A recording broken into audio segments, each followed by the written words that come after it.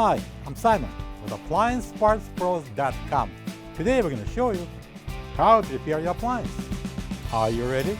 Remember, anytime you work on your appliance, make sure it's unplugged or the circuit breakers are off so there's no chance of electrocution. In this video, we'll show you how to replace the dairy door in a Samsung refrigerator. It's going to be a very easy repair. Should only take a few minutes to show you how to do it.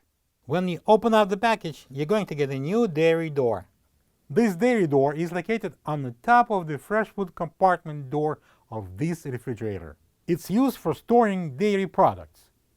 The most common reason to replace the dairy door is if it cracks and no longer stays in place or keeps the food in. To get to the part, we need to open the fresh food door.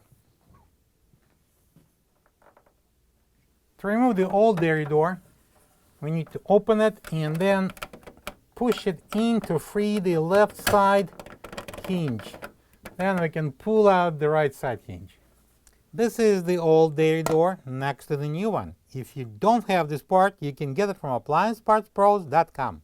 To install the new dairy door, we need to hold it at this angle, and then we're going to slide in one side hinge and then press the left side and insert the hinge into the left side.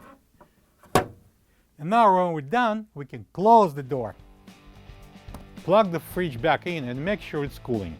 Thank you for being a part of another successful repair brought to you by AppliancePartsPros.com. For any of your future appliance repair projects, please check out our other videos available on our site, on Facebook, on YouTube, and on Instagram.